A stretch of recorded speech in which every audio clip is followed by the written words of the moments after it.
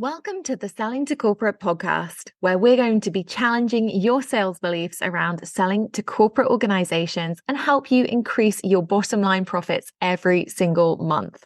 I am Jessica Lorimer, your sales expert and guide in this world of selling to corporate companies, skyrocketing your company sales and making the impact that you really want in the world. Now, don't forget, if you do enjoy the show today, please do head over to iTunes and leave us a review. But enjoy this episode, and I am really looking forward to sharing some epic sales wisdom with you.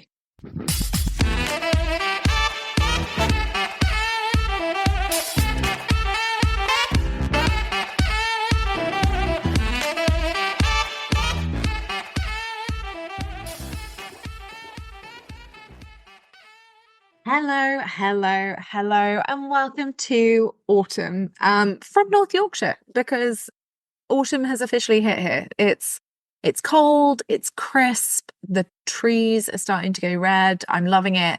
I essentially am living in The Holiday. You know the film, Cameron Diaz and I'm going to say Jack Black and Kate Winslet, but I can't. Oh, Jude Law. That's the final, the final person, the final actor that I'm looking for in that film. And that just goes to show that there are occasionally rom-coms that I can watch, tolerate, and even remember some bits about. But seriously, I do feel like living in North Yorkshire that I am living in the holiday, particularly in this autumn season, but also just in general. Everyone's very nice. I feel like I am getting a renewed love for the outdoors, possibly until it gets really, really cold. And it's interesting. It's interesting to experience autumn not on the south coast of the UK, and I'm starting to gear up for a very, very busy end to the year. For those of you who are newer to the Selling to Corporate podcast, you'll hear a lot over the next couple of months about Q4 things that I'm doing. So obviously, I am preparing for the epic planning retreats that I run every year for people who've already participated in the C-suite to help them plan out their entire 2025 B2B sales strategy, which is super, super exciting. So those are happening in November and in December. So those people will have their entire 12-month B2B sales plan sorted, all of their assets created. Like, it's going to be phenomenal. And I get really excited about those. I've also just launched tickets to Converting Corporates in March, which is super exciting. So if you haven't got tickets to that yet, we actually, as I'm recording this episode, only have 18 left. So we don't have endless amounts of space in the room, which means if you haven't got your ticket yet, go and grab it now. Get yourself a spot, because we've got some insane sessions planned next year. I've got some insane stakeholders that are coming.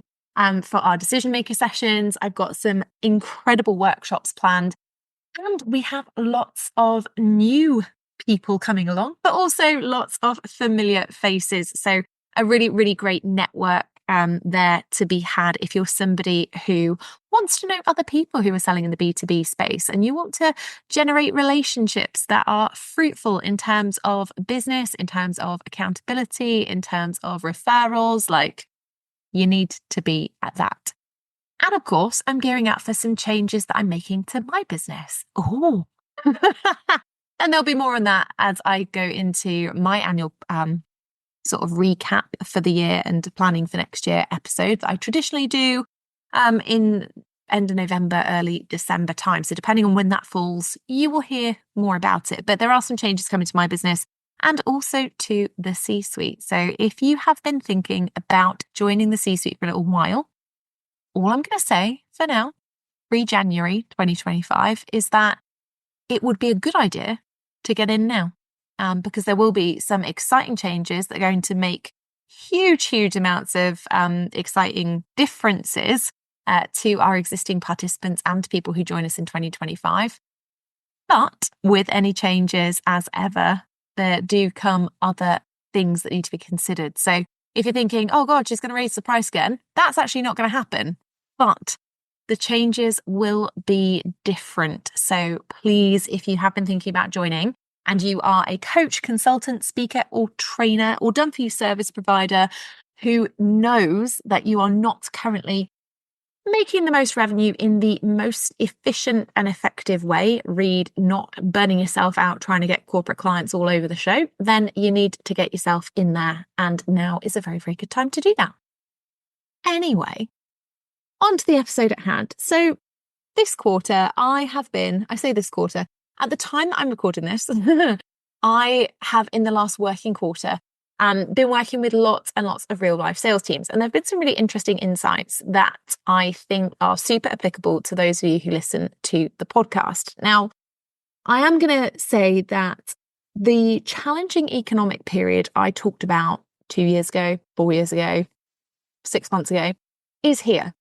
So for those of you who have not been listening to the news, watching the internet at large, Posy Lives is here for most B2C business owners. And what does that mean? Well, influencers are killing off their businesses and expensive content creation strategies, which actually, weird side note, really makes me think about all of the messages that I've had after the previous episode that I have released on this, which would have been the last episode in September, I believe, around why content doesn't sell to corporate clients. If you haven't listened to that yet, do go back and give it a listen.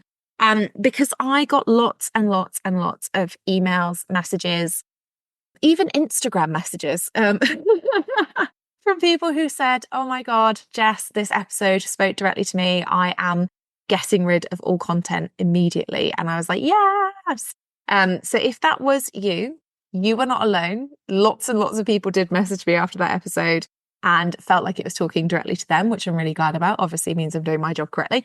But it is something that we're seeing around the internet at large. So what we're seeing is influencers starting to shut down expensive content creation practices. It means that we're seeing B2C businesses drastically change in some cases. I think I talked 4 or 5 episodes ago about the fact that I'm getting lots of really what we would consider big names in my inbox being like, Jess, I need to start selling to corporates. I should have done this a year ago. Can you help me? And so we're seeing the business world change, and there is going to be a lot more focus on creating sustainable businesses and sustainable business practices, which is always a good thing. You know, those are always good things. But it does mean that if you resonated with the last episode on content creation being overwhelming, not actually getting you corporate clients, feeling like you're posting on LinkedIn all the time and you're getting likes and comments, but no actual cash, then now is the time to save yourself hours and hours and hours of content time, hours and hours and hours of overwhelm, hours and hours and potentially quite a lot of money in external marketing resources. And instead, think about your proactive B2B sales strategy.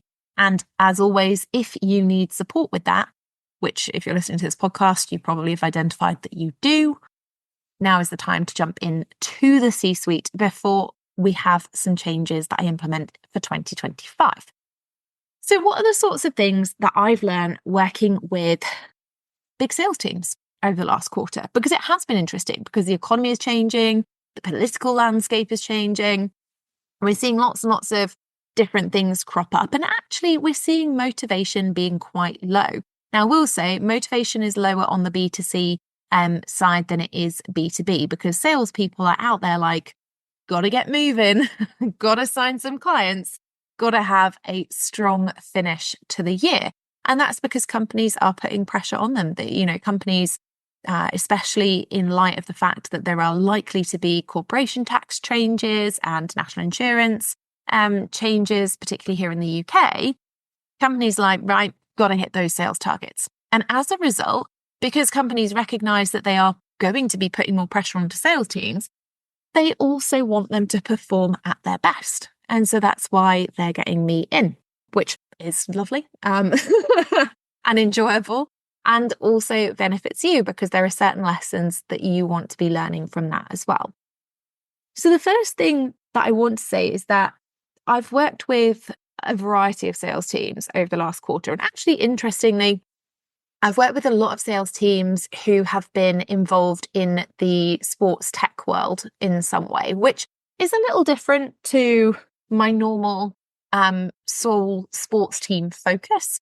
But it's been really interesting, and there are a variety of reasons that I won't bore you with as to why that's been the case. But it does mean that I've been working with teams who are, in some cases, literal experts, have always been selling that particular product or service, and teams that are built up of very, very specialist individuals with high technical skill and specialist sales skills around particular pieces of technology, and also complete newbies. I recently finished up a project where I designed an entire training for new starters for an organization, and then went in and actually got to deliver new onboarding training for them as well from a sales perspective, which was really, really cool. So we've worked with a breadth of different types of salespeople over the last quarter. And the overwhelming lessons, well, there are actually 4 of them. Okay. So the first lesson is the importance of implementation. Now, there are lots of things that companies get me in to support their sales teams to implement. But the key thing that companies struggle with and that entrepreneurs struggle with is to implement sales activities, right? So if you are feeling like, oh God, Jess, I do all the things, I make the time in my calendar, I set myself a goal to do the activity, I measure the number of messages that I'm supposed to create or whatever you're doing, and then I just don't do it, you are not alone. However, not being alone in that doesn't mean you're doing the right thing. And that's why companies have been bringing me in this year. Because one of the most dangerous things for a B2B sales strategy is to have people who aren't executing, right? And I want you to think in the same way about your sales strategy. So are you actually implementing a sales strategy? And are you actually taking action on that every day, week, month, quarter? Or are you doing busy work? Because when I've been going into companies, one of the interesting things that I find when I talk to literally any salesperson, apart from the brand new ones, is that they are doing a lot of things, right? They're like, Jess, I'm updating the system. Jess, I'm cleansing the list. Jess, I am calling people all the time.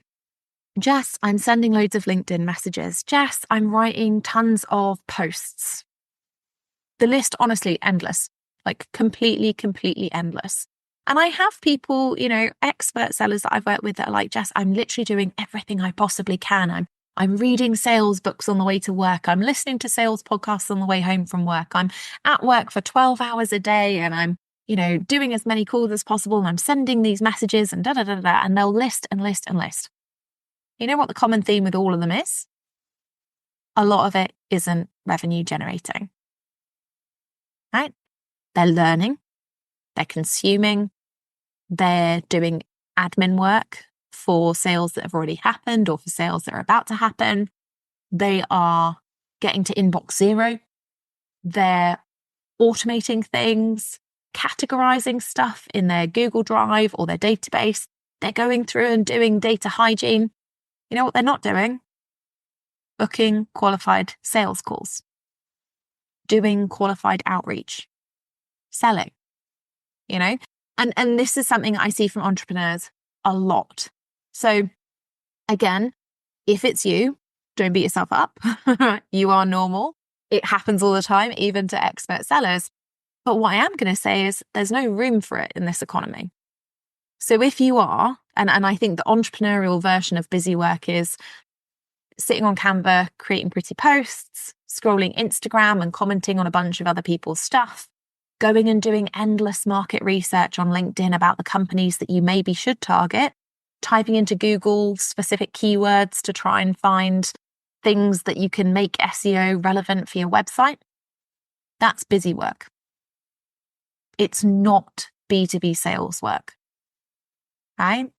And you need to stop. Because in this economy, and I've said this for years now, embarrassingly, boringly, you actually need to have an appropriate sales strategy. Now, I don't mean you have to go out and hard sell. I don't mean that you need to be cold calling people and being like, do you want my thing? Do you want my thing? But I am very, very clear that most of the entrepreneurs I talk to spend most of their time learning, consuming information, and very, very little time implementing the strategies, right? Most people are just learning, consuming, and maybe marketing, but they're not implementing. And so when we look at their sales and why they aren't making consistent sales, it's usually that's the problem. Now, let's caveat with this episode that all of the lessons that I talk about today, including this first one, companies invested in me to help them take action on and help them overcome. So when it came to implementation and how can we get our sales team to implement, what I looked at was, well, what do they think they're implementing? And what should they actually be focusing on instead? Because I know that when I went into a lot of these firms, a lot of the salespeople, they would say to me, but Jess, I can't do any more. I can't fit any more in my day. I'm so busy all of the time. And I'm stressed and I'm working loads of hours and I can't do more. That was the overwhelming feeling. And that's not really where peak performance salespeople should be. Peak performance salespeople, they do a few things every week really, really well. So they focus on a few revenue generating tasks and they focus on them rather than doing lots and lots and lots of things, but not spectacularly well. So my job going into these companies was to look at what is wrong, where are the gaps? What are people spending lots of time on that actually isn't their job or isn't something that they should be doing in key sales periods of the day? And what can we streamline to make it simpler and easier for them to execute? And actually, one of the companies I work with, they, in a 2-day training with me, they increased their booked meetings per person by 221%. They did a 2-day training with me. 221% more meetings booked in a 90-minute implementation session after the training than they had booked in the previous month, which is pretty impressive, right? So again, it's not about doing all the things. It's about doing the right things and allocating the right time to implement and sticking to that, right? Which leads me on to lesson number 2, which was a lot of sales teams who had people who were more experienced. I don't mean more experienced in terms of they were better at selling. I mean, they'd been in the company longer or they'd been in the sales world longer, right? People develop bad habits. You might have noticed this in your own business. I know it's in mine all the time. And it makes me giggle because as a salesperson, it's really easy to get a process right and then run it again in the exact same way. And the most successful salespeople will take a sales process that works and they will just run it again and again and again and again and again. And they don't change it. They don't make adjustments to it. They just keep doing it, right? And over time, there's no adrenaline in that. Over time, they feel like they've experienced every single sales scenario ever. And then one of two things happens. Either they continue running that sales process that works again, again, again, again forever, and they continue being successful, or they let bad habits creep in. So perhaps they don't write a proposal as well as they normally would because they just don't have time. They're about to go on holiday. They're busy. They're working from home. The kids are screaming. And maybe that proposal goes through. So they think for the next one, oh, well, it doesn't matter. Last time I wrote a kind of crappy one and it was fine. Last time it was substandard, but it was okay. It went through. Right? Last time I didn't really spend a ton of time on the call digging into pain points appropriately, but that's fine. It all worked out. And so they start to develop these bad habits in parts of their sales process. And like I say, we all do it in our own businesses. All right. So if you're an entrepreneur and you don't have any processes where you've developed bad habits in your business, regardless of whether that's your sales process or not, then you are the legend. Because in my honest opinion, everybody has that kind of thing. For me, it always falls to accounting and reporting because it's the task that I don't like. So, I will put off and off and off and off calls with my accountant because it's not even that there's a problem. I just don't want to talk about things that don't interest me. Right. And it's a bad habit of mine. And so every year I become more conscious. I try and work harder. I try and plan them in earlier so that I can, say no a couple of times and give myself more breathing room. But the problem is most entrepreneurs are developing these bad habits, but in their sales process, right? And when I say bad habits, I also don't mean things that people are necessarily conscious of, because that's a really hard place to think.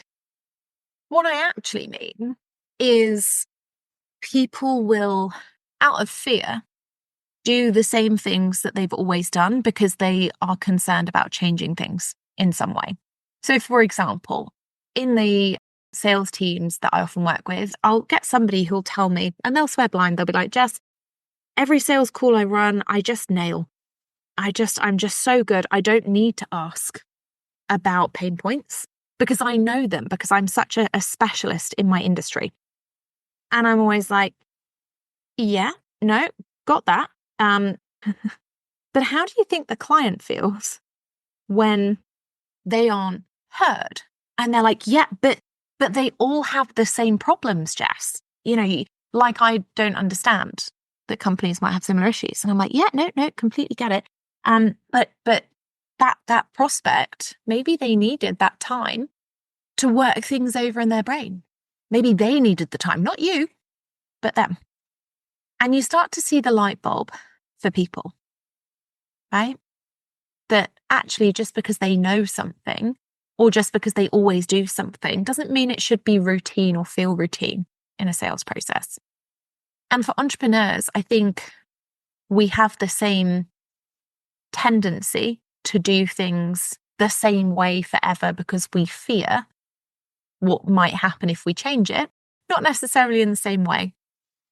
I see a lot of entrepreneurs who will say to me, but Jess, I've had maybe 2 clients off of LinkedIn this year, so I'm going to keep posting on LinkedIn every single day, twice a day. When we look at the numbers and, 2 posts a day every day, twice a year, that's 700 and something posts. And in fact, they got 2 clients. And we can look at the entire rest of their sales process and see where they get more clients. They still feel uncomfortable changing that part because change is uncomfortable. Change is new. Change is scary. And it's actually one of the things that I see a lot with people who are considering the C-suite. They've maybe developed bad habits either from fear because they've been told to do something in a certain way. And even if it hasn't worked, they can't let go of it. So they really worry and panic about setting in place a new strategy because that might not work either, right? Or because they've felt like they don't have to think as much about a certain part of their sales process anymore. So I'll see entrepreneurs who are like, well, I can just copy and paste this offer to that company. And they might for a few times be able to. And then as the market gets more competitive or things change or, there are different commercial aspects to consider, suddenly that doesn't work anymore.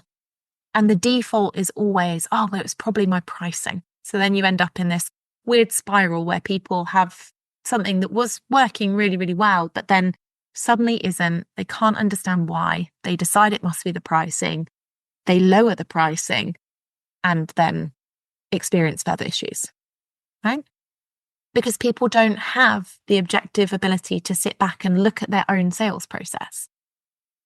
Even I sit and analyze my sales process. I talk to my friends and peers and colleagues who work in sales environments about trends and insights and things that are working and not working so that I can analyze my process as objectively as possible.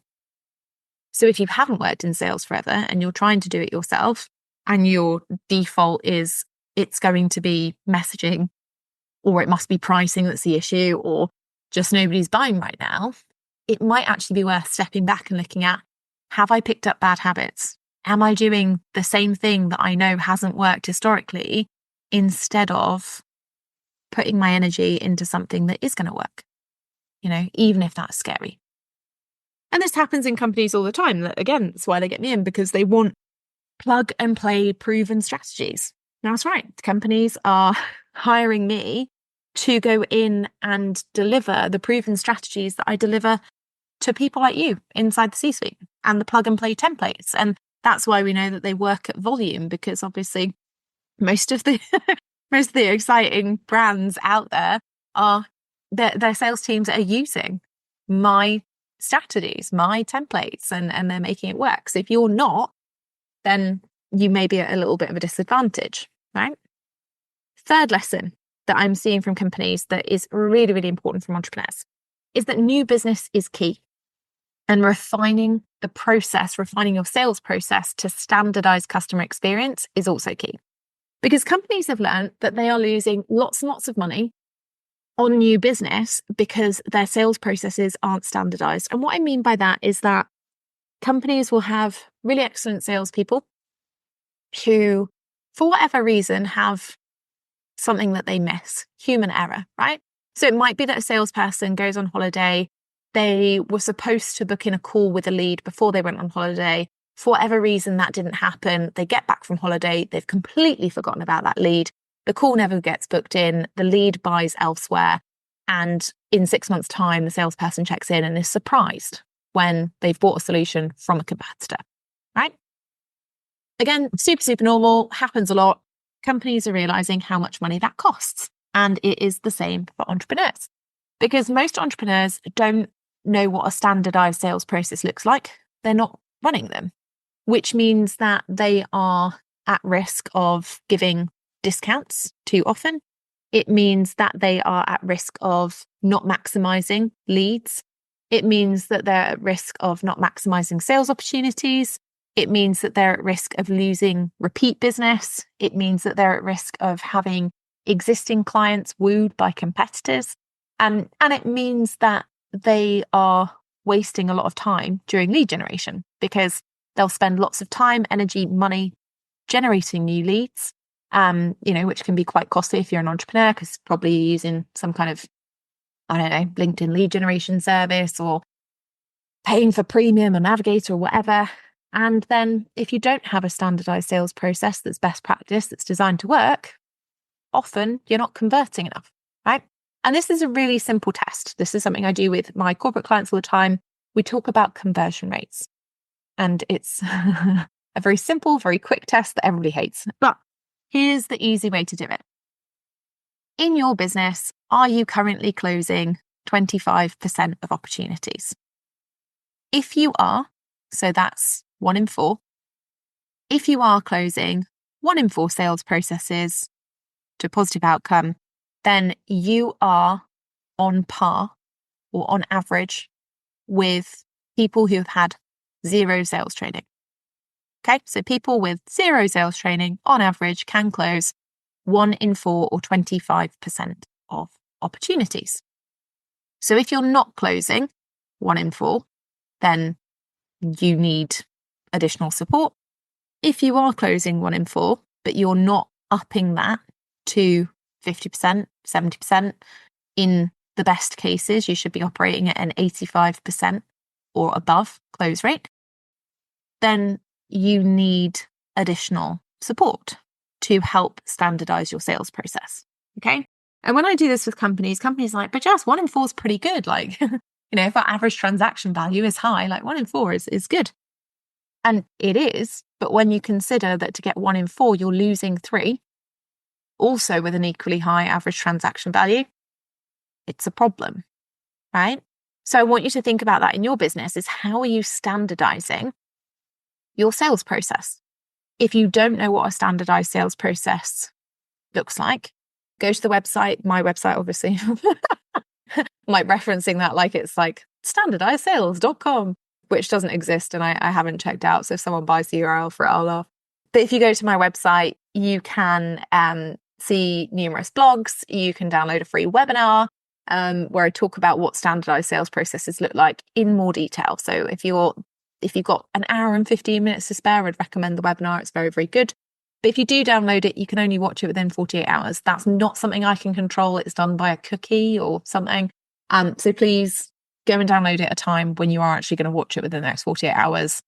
Otherwise, sometimes we get some like quite upset emails from people who downloaded it, saw the fact you could only watch it for 48 hours, didn't, and then we have to do lots and lots of tech things if they're nice to the team about it, to make sure they can watch it. So just do me a solid. We're friends. Just budget the time beforehand and download it at the right time for you. All right. But it is free. You can go and see what a standardized sales process looks like. Check it out. I give some really good case studies of people who've implemented standardized sales processes and different parts of the process and why that's worked and where it might not in other cases. So it could be really, really handy for you. All right. But essentially, what we're doing is making sure that we're prioritizing standardized sales processes and prioritizing winning new business, taking market share, making sure that we're generating new customers. That's really, really important to sales teams right now. It should be really, really important to you right now. And having a standardized process means that there is less likelihood of human error. And human error is one of the key contributors to a poor sales strategy and poor sales execution. All right.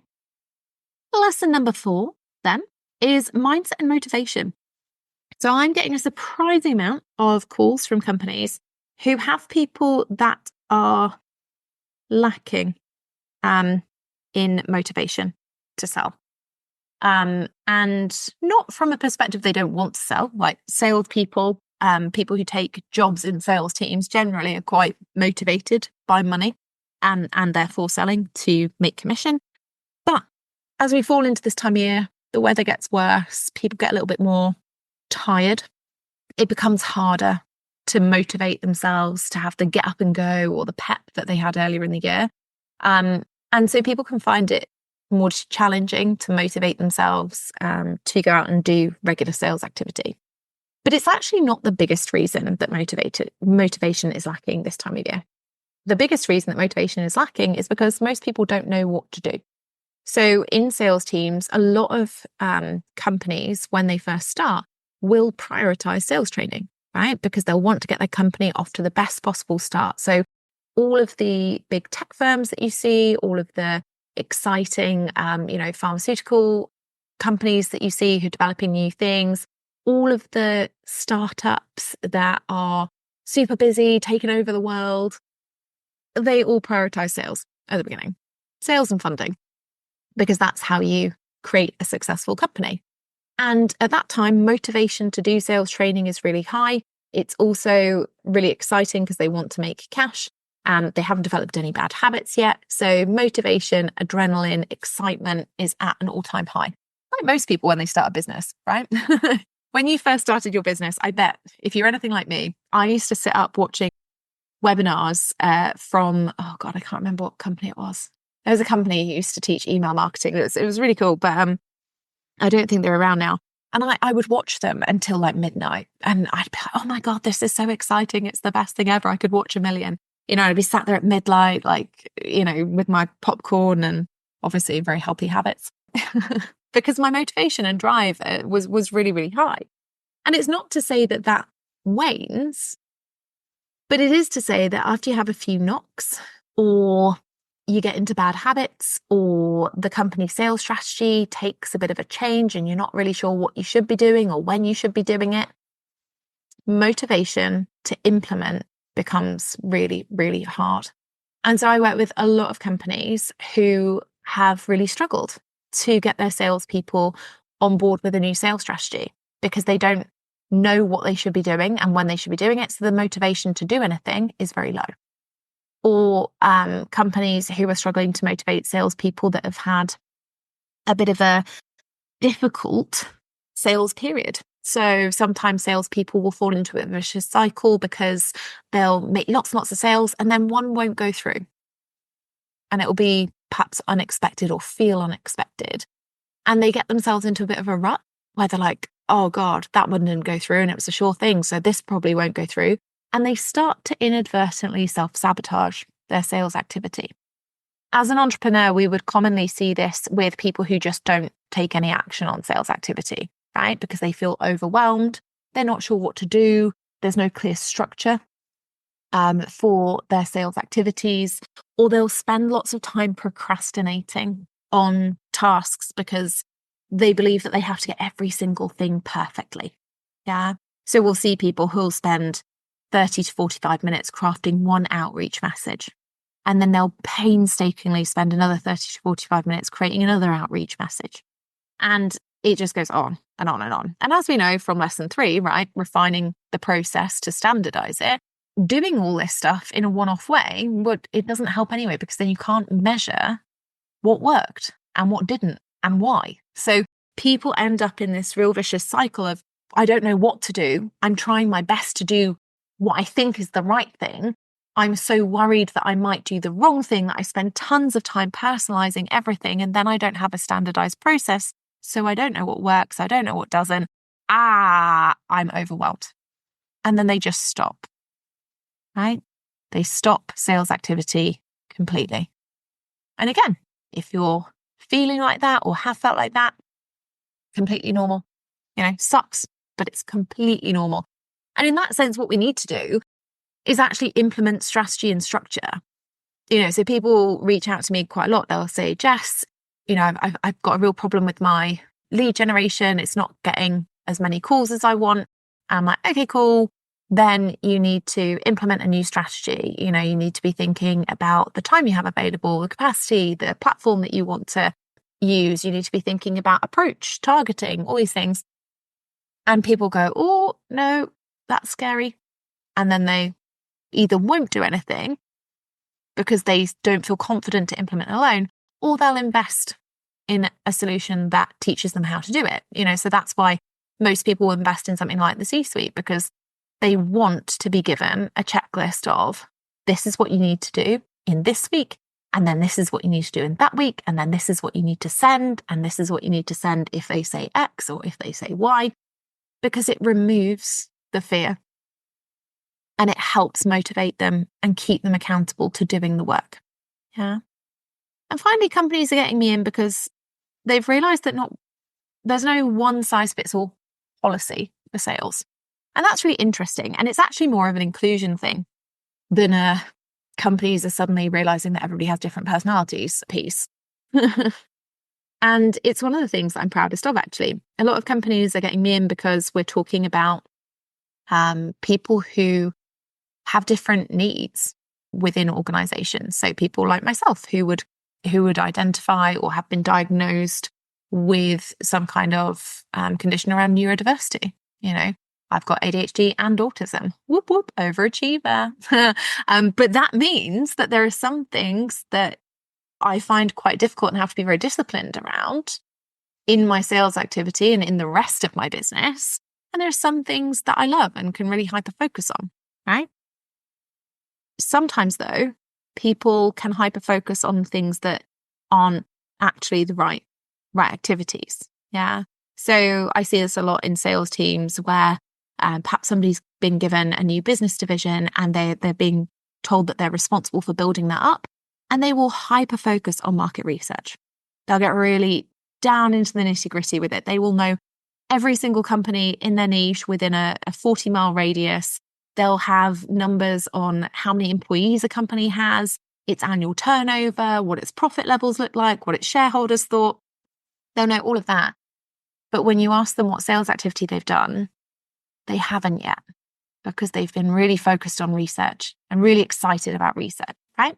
So sometimes we have to understand that there isn't a one-size-fits-all policy to sales, and that within a standardized process, we have to give people enough room to use techniques that actually are going to work for them in terms of personality, in terms of the time that they have available, in terms of capacity, and in terms of how they operate and reasonable adjustments that might need to be made.